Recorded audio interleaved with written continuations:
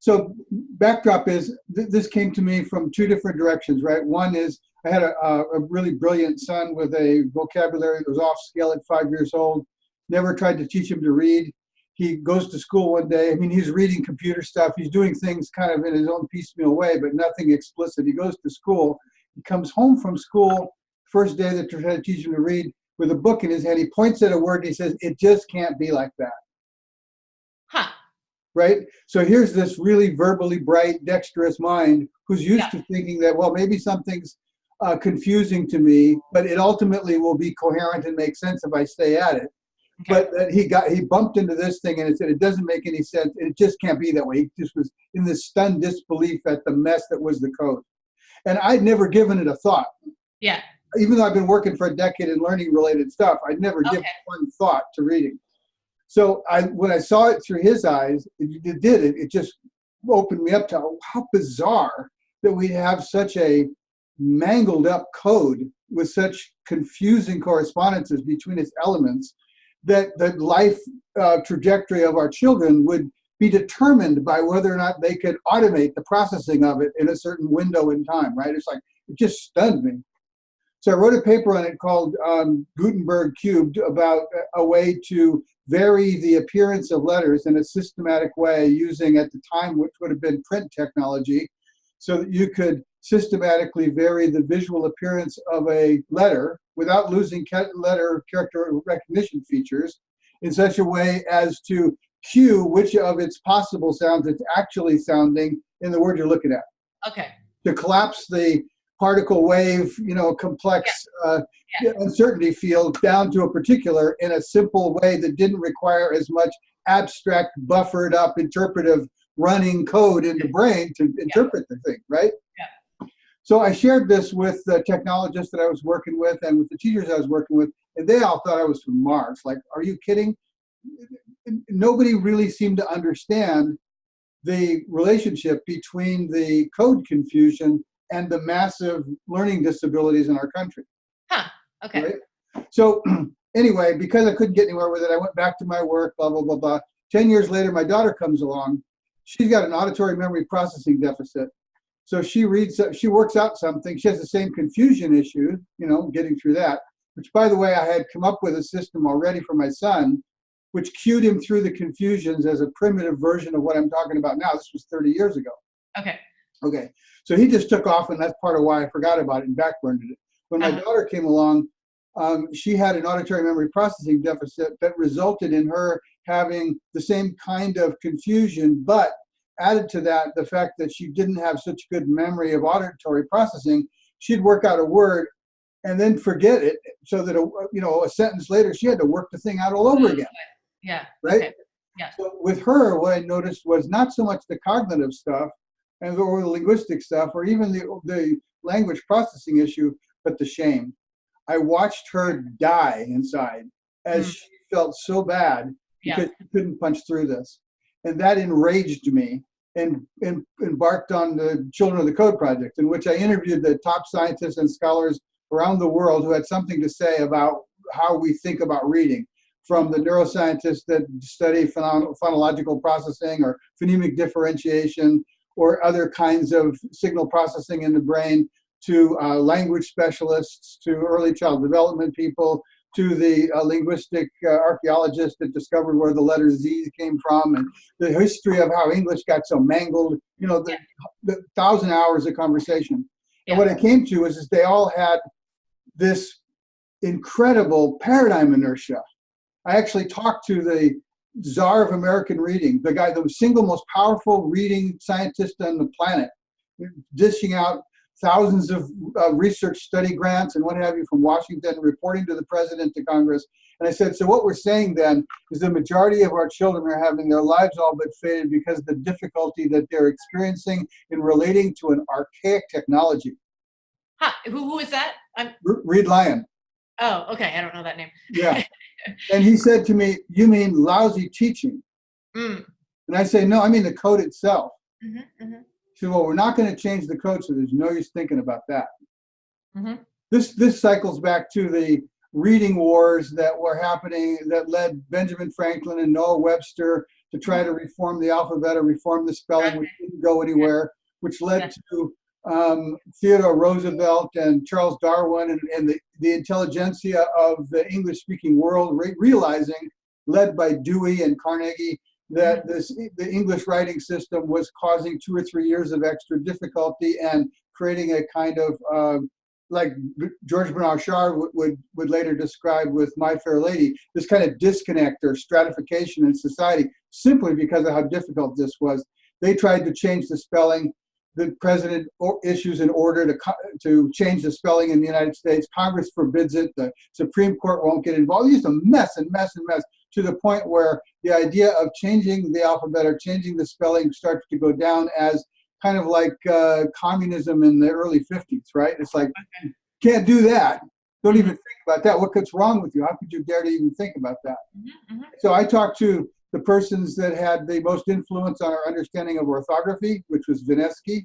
I talked to the head of cognitive scientists for the Keith Stanovich. I don't know if you know the name. Yeah, I do. Okay, all right. And Stanovich is basically telling me, look, when you go near the confusion in the code, you're talking to people who've been badly burned by decades of reading wars. And the confusion in the code was the umbrella wrapping in effect around the whole language stuff. And so we don't want to go near it. So here's the most influential cognitive scientist and the orthographist and the leading czar, and they're basically saying, for all the wrong reasons, we don't want to look at the code. We can't change it. We don't want to think about it. It just seemed bizarre to me. It still seems bizarre to me. I think it's crazy. So I said, well, how could we deal with this differently? So the first step was I developed this printing technology, which would, on printing on paper or on screens, simply vary the appearance of letters to reduce the confusion. So kids could just learn a bold letter says its letter name. A gray letter is silent. Letters that have a bridge underneath them are combined, right? So that we could answer the fundamental uncertainty questions in the mind of a bright young child. Which of this letter's possible sounds is it actually sounding like in the word I'm looking at, right? So I categorized 7 different classes of confusion, not from a linguistic oversight perspective, of an adult mind that's already literate, that's using pattern analysis and all of our linguistic conventions and descriptions, but rather from the bright child's mind who's coming up to this confusion and asking questions about it. Right. So I came up with this queuing system. We tested it. It performed really well, even as a static paper-based system. And the next step was to say, well, rather than having to teach them anything abstractly, and that's my big problem, right, is that kids learn, natural organic learning is optimal on the live edge of right now. Differentiation, disambiguation, presence extension on the living edge of right now. I mean, whether it's tasting or smelling or talking or emotional negotiations or riding a bike or, whatever that little kids do, they do it by live edge of now. When they hit the reading wall, they're hitting this completely abstract, artificial, technological, conventional mess of confusion that has no relationship to their internal, natural ways of working their way through the edge, now. So the idea being with this new system is that we can make any word on any environment, on any device, anything, such that whenever you encounter a word, a beginning or struggling reader encounters a word that they don't understand, they simply touch it or click it. And rather than reading it to them like so many things do now, which will accommodate for their reading difficulty and help them learn, but at the expense of improving their reading difficulty, other than whole language association between the word and the sound. Right? So that what we do is, the first thing we do is we pop it up and we break it into more readable subcomponents.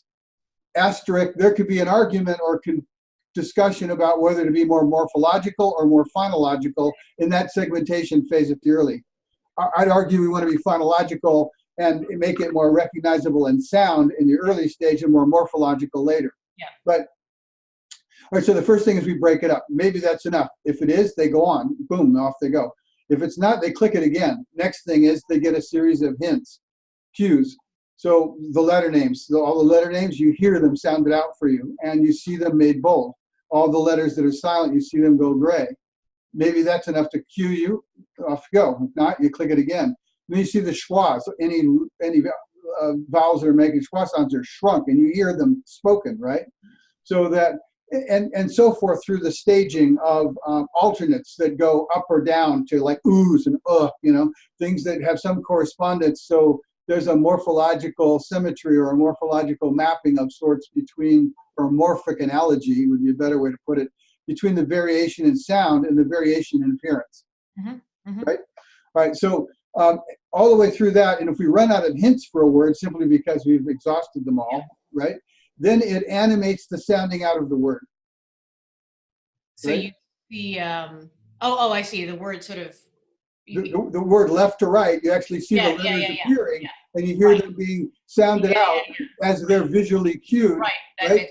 And then finally it's spoken normally. Okay. So that is the word recognition support system.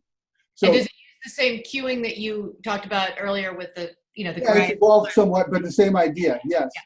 So that's part of it. Now the second part of it is, okay, I get the sound pattern, I can pronounce the word, but I don't know what it means. Okay. So then there's this little button inside that pop-up you may have noticed, little word X. Yeah. You click that, then a instant opening reference library opens in which there's a dictionary and a thesaurus and a word roots etymology and a translator in case you're coming from Spanish or German, whatever.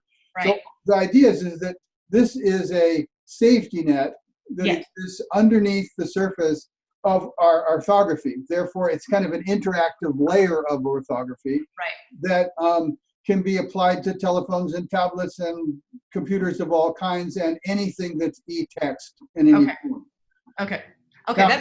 Now, that's one part of it. Now, there's another part of it that we call training wheels, which is a different way of saying, how do we teach kids to get started, which is different, right?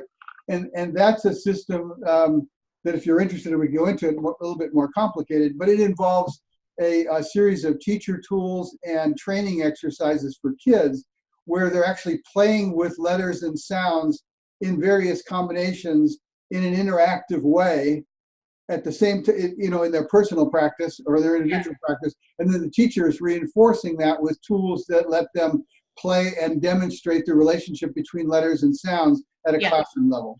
Okay. So they could create nonsense words too, and they could hear those and if they wanted to, yeah.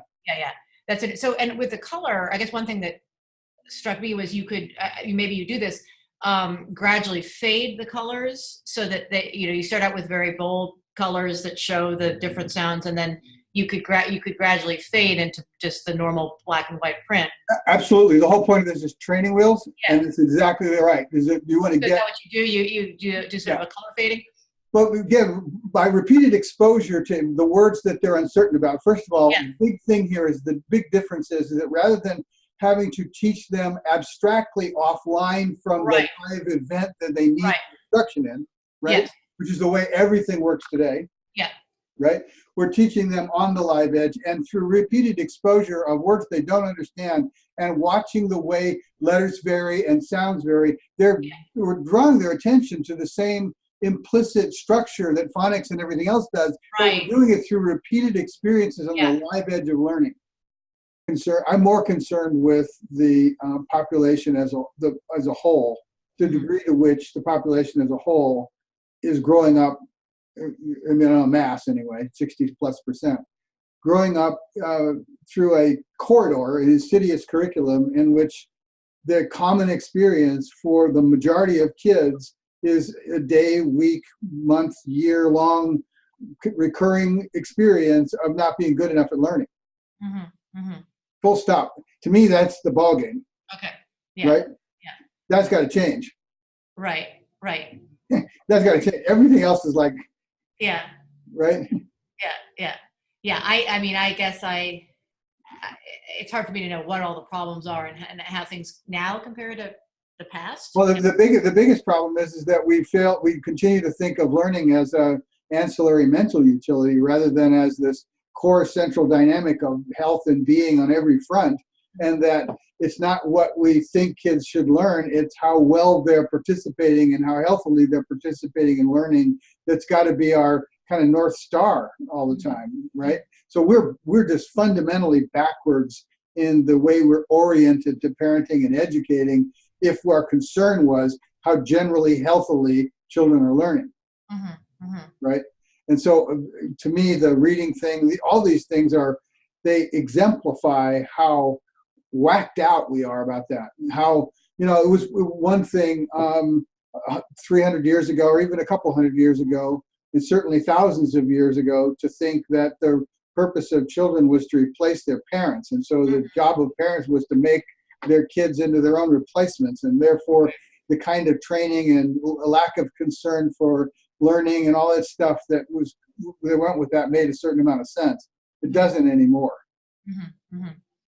Yeah, interesting. Yeah, well, I've been following the reading wars on Twitter, and I have my own theories about what is effective. I mean, I really think a sound-based approach is more effective, with some morphology thrown in. But there seem to be people out there that are going for an extreme sort of morphology approach.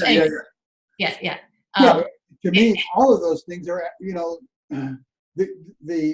like I asked the question, imagine taking a 3-year-old and saying that, we're not going to let them use certain words unless we explain the morphological structure or the etymology or the history of the word before they can use it, right?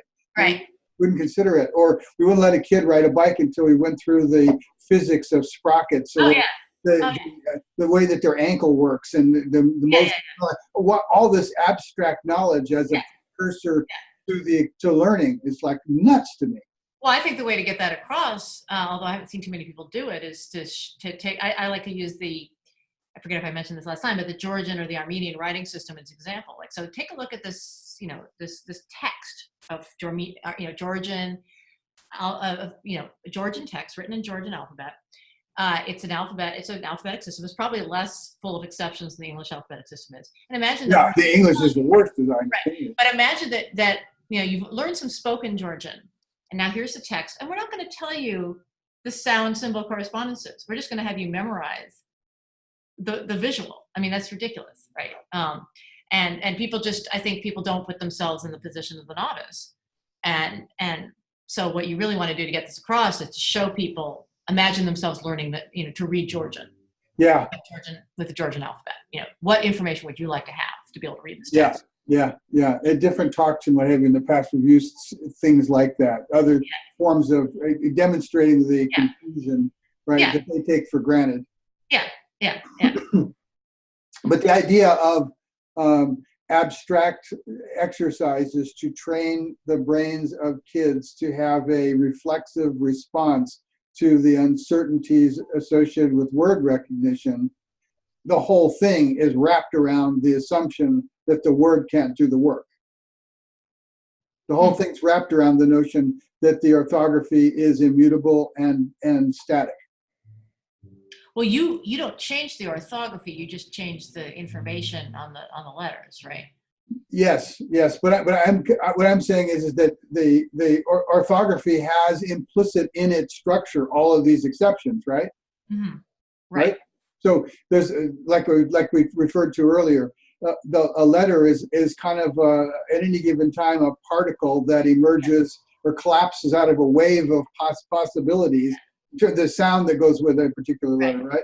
So there's a wide range of possible sounds associated with letters. Yes. That isn't clear from the letter. Sometimes you can't even tell within the word. You have to be words down the road to know what the sound value of a particular letter is in the word that you're looking at.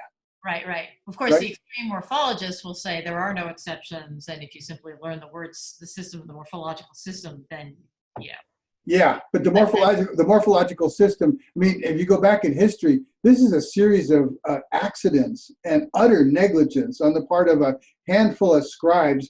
Oh gosh, well, I know, I agree with you, but one of this is a classmate from grad school actually, who's been on Twitter, who really, really believes that basically they were completely consistent, these scribes, and everything they came up with there are no exceptions, and she really believes that.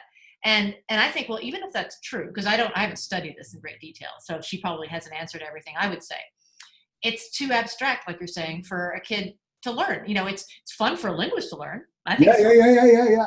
But it's not something. It can be valuable for kids to learn about the I'm not saying it's not valuable for the kids. But eventually, later. Not as a precursor to decoding. No, not at all. And I think that's crazy. Yeah. Yeah. By the way, I interviewed a guy named John Fisher, and who is the guy that wrote the book, The Emergence of Standard Written English, right? he was the one that found the particular set of scribes and the historical conditions and wrote about how the English writing system rebooted itself in King Henry IV, King Henry V, after the Norman invasion, Oh, resurrection of English as yeah, the standard language for England, and all this stuff, how it yeah, happened, the scribes that worked for him, right? And Vinesky plugs in here. He wrote the American spelling. Tom Cable, the history of English. The greatest scholars I could find talked about this, and they all agree this is utter nonsense. oh, that's interesting. I should see. Utter nonsense. Nonsense, as in not As in the scribes, the same scribes would write the same word in different ways in the same document. Yeah. Right. That for example, when the Greeks get the alphabet from the Phoenicians, right? Right.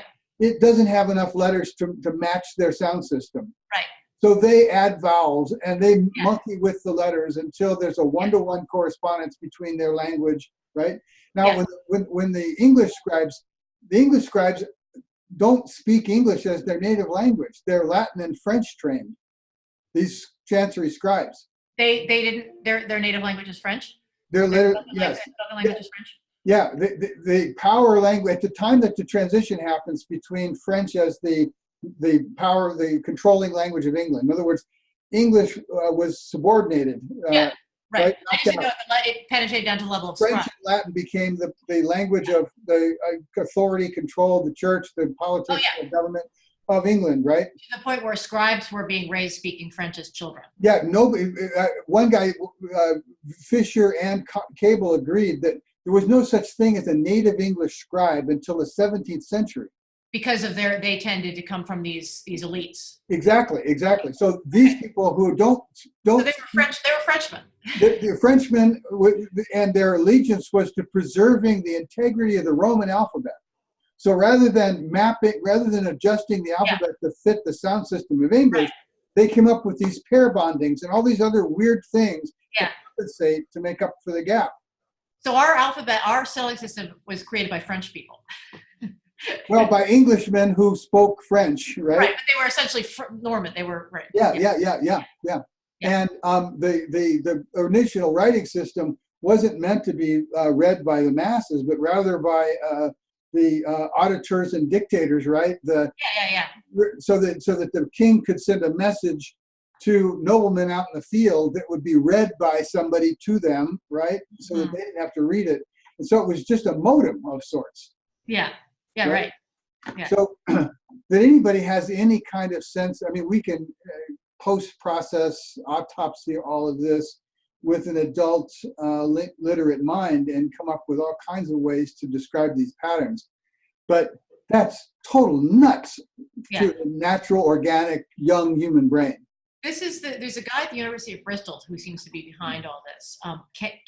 Keith Bowers. Does that name sound familiar? And then his brother, he has a brother who writes papers with him, Bowers. And the concern I have, the reason I've been engaging with this person on Twitter, who I know from grad school, is I think that she has a certain amount of cachet because she's a linguist. And so people are like, oh my gosh, a linguist sees the problems with a sound-based system and whatever. And so I'm a linguist, so I get on and I say, actually, whatever, Yeah. Well, I mean, the one thing is to debunk the fact that, I mean, unless you take the view, and I guess some can, that everything's God's creation, and if it's this way, it's intentional, and therefore this is some kind of great, mind exercise environment for the few. You come up with all kinds of logic, but if you looked at this strictly from a point of view of a processing, and code, this is nuts. We would not let any machine in the world run something that was so ambiguous in its elements. Right. Well, and if you did a machine learning experiment with the whole thing, the machine would probably not be doing this based largely on morphology. This machine would figure out that it's, yes, there's some contribution, but Yeah, exactly. Yeah, and that we would continue to force kids to go through this funnel, this artificially confusing funnel, in such a way that causes them to feel like there's something wrong with themselves because it's difficult. Yeah. Right? Yeah. Is massively learning disabling. Yeah. Well, I'm sympathetic to the direct instruction to the extent that I understand it, because it seems that they've gotten very good results. And I think that to the extent that, I mean, but I think it hasn't really been widespread enough for us to really see. But I think that when people uh, implicate, you know, systematic phonics of that sort, and I don't know enough about this really, but in poor reading skills at a higher level, I think that the other thing that's going on is that people are forgetting the role of background knowledge. So you might have someone who, can actually decode fluently and identify every word and still not understand what they're reading because they weren't taught, what was going on in the 21st century, 20th century Europe, and so they can't make sense of a text about Europe, and so on and so forth. Yeah. Well, that's precisely why the system that we've got both these modes, right? One to get to vocabulary, to get to word meanings and all the background knowledge that you might need to understand what you're reading, as well as to word recognition. Yeah. I'm actually concerned about the, kind of pre-K to fourth grade. After fourth grade, my experience is if kids don't have this by the second or third grade, the problem is no longer the code. The problem is they've developed an automatic, unconscious aversion to how bad it feels to be on the edge of this. Okay. That emotional aversion is automatic and it's powerful and it's learning disabling, and it becomes the problem, not the code anymore. Well, and I think also that there are a lot of bad habits that get developed by some of the modes of So teaching. those are most of the bad habits are strategies for dealing with that bad feeling. I suppose. Well, I mean, I think there's the three queuing system, which there's other more. And my understanding is that it's very, very hard to undo a habit once you've learned it, and so you really are setting kids back. Right, and the guessing strategies. I mean, for example, I've worked with a bunch of 60-year-olders, right, at an adult literacy center, and they can't even. If you ask them to say the letters, they can't see the letters. As soon as they look at a word, their brain has got this reflexive guess that fires. That's right. Yeah. And reflexive guess is to get them off the hot seat of how bad it feels, right? So it is a compass of thing. It's at the affective level. There's no all motivation comes from affect, right? So there's a cognitive system, there's an affective system, a linguistic system. But once the affect system is firing in such a way as to avoid the cognitive confusion, game over here. That's right. So, there must be remedies, though. There is, but you have to the child has to, or the adult has to think that this thing is radically different than anything that they've tried in the past. Otherwise, they'll grab onto it that way, which is also part of the logic of this. Okay. Anyway. Yeah. Wonderful talk with you. I was enjoying it. Yeah.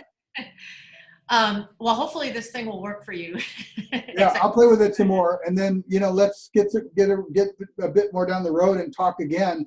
I'd like to spend a deep dive session just in, how could we communicate what you're doing to parents? Oh, that would be great. Yeah. I mean, I think that's going to be the bottleneck. Yeah. I think what you're doing underneath the engine's ingenious, right? So now it's a question of, how do people perceive its value? And I've been there and I understand. And I'd love to learn more about that. Yeah.